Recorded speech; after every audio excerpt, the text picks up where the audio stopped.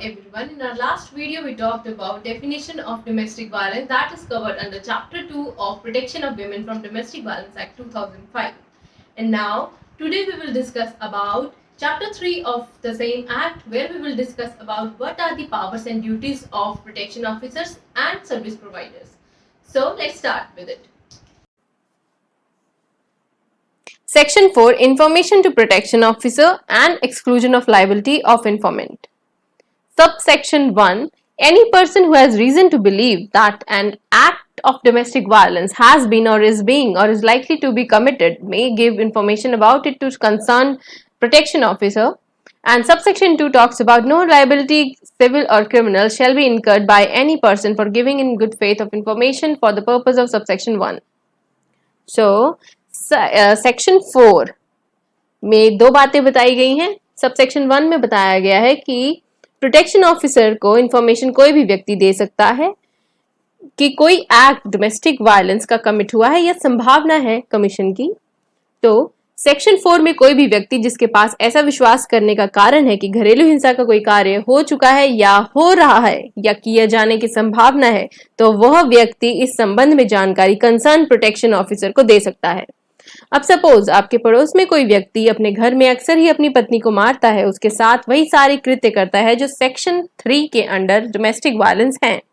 Suppose आप उस व्यक्ति की पत्नी के सिर पर चोट का निशान नोटिस करते हैं और आप गुड फेथ में फिर कंप्लेन कर देते हैं. जब पुलिस आती है तो वह महिला कहती है कि मेरा पति तो संत आदमी है, मुझे इसने नहीं मारा, मुझे तो गिर गई थी तो मेरे सिर पे चोट लगी हुई है. उल्टा आप पर एलिगेशंस लगा दे कि यही मेरे घर पर ताक झाक करते हैं, फिर आप क्या करेंगे? तो मैं आपको बता दूं कि ऐसी परिस्थिति से ही आपको बचाने के लिए सब सेक्शन 2 में बात की गई है. नो लाइबिलिटी सिविल और criminal shall be incurred by any person for giving in good faith of information for the purpose of subsection 1. कहने का मतलब है कि इस सेक्शन का सबसेक्शन 2 बात करता है कि कोई भी अगर कंप्लेन करने वाला व्यक्ति जो कंप्लेन कर रहा है या इंफॉर्मेशन देता है पुलिस को, उसकी कोई लाइबिलिटी नहीं बनती है, ना ही सिविल ना ही क्रिमिनल, उसके अगेंस्ट कोई एक्शन नहीं लिया जाएगा. अगला सेक्शन है section 5 duties of police officers, service providers and magistrate. यहां पे बात की गई है कि पुलिस ऑफिसर्स, सर्विस प्रोवाइडर्स और मैजिस्ट्रेट के कर्तव्य क्या हैं इस एक्ट के अंडर.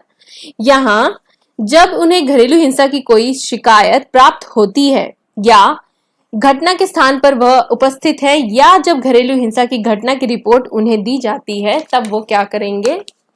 तो उनका कर्तव्य बनता है कि वह अग्रीड पर्सन को बताएं कि इस एक्ट के अंडर अग्रीड पर्सन का राइट है कि that she can make an application for obtaining relief by way of a protection order, संरक्षण आदेश. दूसरा, an order for monetary relief, धनीय राहत.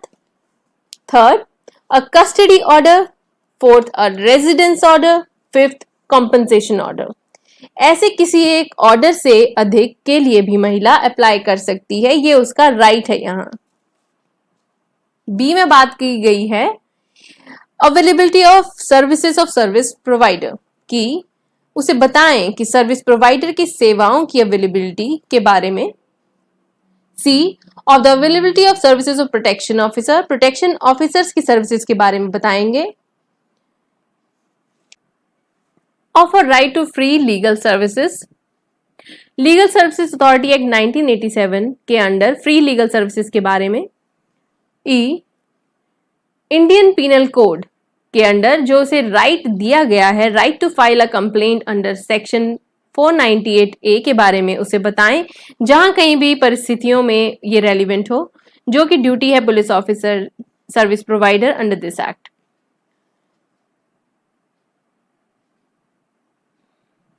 साथ ही ये बात की गई है प्रोविजन में भी कि पुलिस ऑफिसर वो in accordance with law upon receipt of information as to commission of cognizable offense act करेंगे.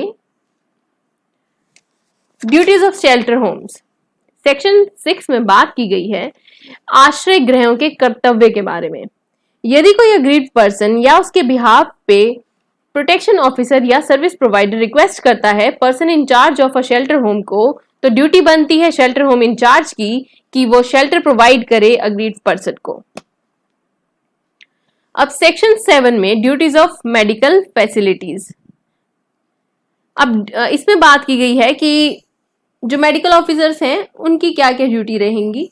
यदि कोई अग्रीड पर्सन मींस व्यथित महिला या उसकी ओर से प्रोटेक्शन ऑफिसर या सर्विस प्रोवाइडर रिक्वेस्ट करें person in charge of medical facility को कि वह प्रोवाइड करे medical aid to her, then such person in charge of medical facility shall provide medical aid to the aggrieved person. Section 8 में बात की गई है कि अपॉइंटमेंट कैसे की जाए प्रोटेक्शन ऑफिसर की। तो यहाँ इस सेक्शन में ये बात की गई है कि संरक्षण अधिकारियों की नियुक्ति कैसे होगी। सबसेक्शन 1 हमें बताता है कि स्टेट गवर्नमेंट नोटिफिकेशन के द्वारा हर डिस्ट्रिक्ट में उतने संरक्षण अधिकारी अपॉइंट करेंगी जितने वह आवश्यक समझे, और वह उस एरिया या उन एरियाज को भी नोटिफाई करेंगी जिनमें वह प्रोटेक्शन ऑफिसर्स इस एक्ट के अंडर अपनी पावर्स एक्सरसाइज करेंगे और अपनी ड्यूटीज परफॉर्म करेंगे। तो इस एक्ट में उन्हें दी गई हैं जो पावर्स, ठीक है। तो सबसेक्शन 2 में साथ ही बात की गई है कि प्रोटेक्शन ऑफिसर जहां तक संभव हो महिलाएं होंगी और उनके ऐसी क्वालिफिकेशंस और अनुभव अनिवार्य होगा जो विहित होगा इस एक्ट में। सबसेक्शन 3 में बात की गई है terms and conditions of service of the protection officer और other officers subordinate to protection officer. जिस तरह प्रिस्क्राइब्ड होगा इस एक्ट में उस तरह इनकी अपॉइंटमेंट्स होंगी। सेक्शन 9 में बात की गई है duties and functions of protection officers की। इस सेक्शन में बताया गया है कि संरक्षण अधिकारियों के कर्तव्य और फंक्शंस क्या रहेंगे। तो सबसेक्शन 1 में हमें बताया गया है कि प्रोटेक्शन ऑफिसर के कर्तव्य हैं ए, मैजिस्ट्रेट को असिस्ट करना इस एक्ट के अंडर उनके फंक्शंस को डिस्चार्ज करने में, बी, जब प्रोटेक्शन ऑफिसर को घरेलू हिंसा की शिकायत की प्राप्ति होती है तो यहाँ प्रोटेक्शन ऑफिसर की ड्यूटी बनती है कि डोमेस्टिक वायलेंस की रिपोर्ट मैजिस्ट्रेट को सौंपें और उस रिपोर्ट की कॉपी को फॉरवर्ड करें police officer in charge of the police station जिनकी जुरिस्डिक्शन में डोमेस्टिक वायलेंस कमिट हुआ है, और साथ ही उस एरिया के सर्विस प्रोवाइडर को भी रिपोर्ट की कॉपी फॉरवर्ड करें। सी, अगर अग्रीड पर्सन को लगता है कि उसे क्लेम करना है प्रोटेक्शन ऑर्डर के लिए तो वह मैजिस्ट्रेट को प्रिस्क्राइब्ड फॉर्म एंड मैनर में एप्लीकेशन सबमिट कर सकते हैं। डी, यह सुनिश्चित करना कि अग्रीड पर्सन को लीगल सर्विसेज अथॉरिटी एक्ट 1987 के अधीन लीगल एड उपलब्ध कराई गई है या नहीं, उसे मुफ्त उपलब्ध करवाना। E, to maintain a list of all service providers, magistrate की जुरिस्डिक्शन के अंडर स्थानीय क्षेत्र में सभी सर्विस प्रोवाइडर्स जो लीगल एड या काउंसलिंग, आश्रय गृह और चिकित्सा सुविधाएं उपलब्ध कराते हैं उनकी सूची बनाए रखना। एफ, अगर अग्रीड पर्सन को जरूरत है तो अवेलेबल कराना सेफ शेल्टर होम। किसी व्यक्ति को शेल्टर होम आश्रय गृह में सौंपते हुए अपनी रिपोर्ट की एक कॉपी पुलिस स्टेशन और उस क्षेत्र में जहां वह शेल्टर होम सिचुएटेड है वहां जिस मैजिस्ट्रेट की जुरिस्डिक्शन है उनको भी रिपोर्ट की कॉपी सेंड करना।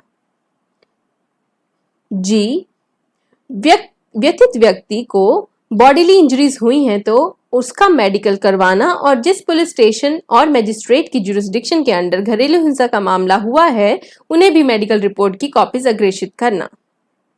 एच, ये सुनिश्चित करना कि सेक्शन 20 के अंडर जो ऑर्डर ऑफ मॉनेटरी रिलीफ हुए हैं उनका कोड ऑफ क्रिमिनल प्रोसीजर 1973 के अकॉर्डिंग एग्जीक्यूशन हो गया है या नहीं। I, to perform such other duties as may be prescribed, ऐसे अन्य कर्तव्यों का जो प्रिस्क्राइब किए जाएं उनको परफॉर्म करना। सबसेक्शन 2 में बात की गई है कि संरक्षण अधिकारी मैजिस्ट्रेट के कंट्रोल और सुपरविजन के अधीन होगा और वह इस अधिनियम द्वारा उसके अधीन मैजिस्ट्रेट और सरकार द्वारा उस पर दी गई ड्यूटीज को परफॉर्म करेगा। सेक्शन 10 हमें बताता है कि सर्विस प्रोवाइडर्स कौन कहलाएंगे। ऐसे नियमों के अधीन रहते हुए बनाए जाएं कोई भी वॉलंटरी एसोसिएशन जो रजिस्टर्ड है अंडर द कंपनीज एक्ट 1956, जिसका ऑब्जेक्टिव है कि विमेन के राइट्स एंड इंटरेस्ट को बाय लॉफुल मीन्स प्रोटेक्ट करना। इसमें इंक्लूड होती हैं लीगल एड, मेडिकल, फाइनेंशियल और अदर असिस्टेंस प्रोवाइड करवाना भी है।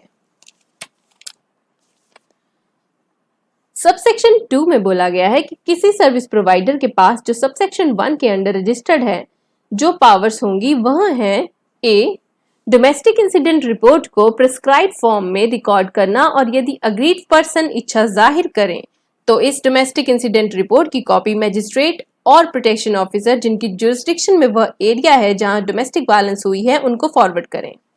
बी, जो अग्रीड पर्सन है उसका मेडिकल एग्जामिनेशन कराना और मेडिकल रिपोर्ट की कॉपी प्रोटेक्शन ऑफिसर और पुलिस स्टेशन जिसकी लोकल लिमिट्स में डोमेस्टिक वायलेंस का एक्ट हुआ है उन्हें फॉरवर्ड करना। सी, यह सुनिश्चित करना कि अग्रीड पर्सन यदि उसे जरूरत हो शेल्टर होम की तो शेल्टर होम उपलब्ध कराया गया है या नहीं, और अग्रीड पर्सन शेल्टर होम आश्रय गृह में सौंपे जाने की रिपोर्ट फॉरवर्ड करना उस पुलिस थाने को जिसके स्थानीय सीमा के भीतर घरेलू हिंसा हुई है। सेक्शन 11 में बात की गई है ड्यूटीज ऑफ गवर्नमेंट के बारे में।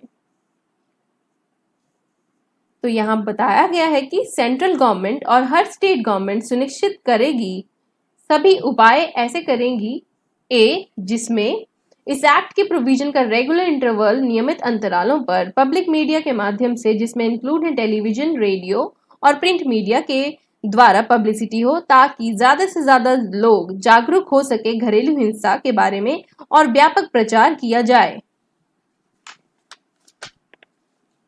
बी, सेंट्रल गवर्नमेंट और स्टेट गवर्नमेंट के ऑफिसर्स को जिनमें इंक्लूड हैं police officers and the member of judicial services इस एक्ट द्वारा उठाए गए इश्यूज पर समय समय पर जानकारी प्रशिक्षण दिया जाता है। सी, डोमेस्टिक वायलेंस के इश्यूज को एड्रेस करने के लिए लॉ, होम अफेयर्स जिनके अंतर्गत लॉ एंड ऑर्डर भी हैं और ह्यूमन रिसोर्सेज के संबंध में काम करने वाले कंसर्न मिनिस्ट्रीज ऑफ डिपार्टमेंट्स द्वारा दी जाने वाली सेवाओं के बीच इफेक्टिव कोऑर्डिनेशन एस्टैब्लिश किया गया है और उनका पीरियोडिकल रिव्यू किया जाता है। डी, इस एक्ट के अंतर्गत विमेन के लिए सेवाएं मुहैया कराने के संबंध में विभिन्न मिनिस्ट्रीज के लिए प्रोटोकॉल जिसके अंतर्गत न्यायालयों, कोर्ट्स को तैयार करना और किसी स्थान पर स्थापित करना भी है। हमारे अगले वीडियो में हम इस एक्ट को पूरा कंप्लीट कर देंगे। Thank you.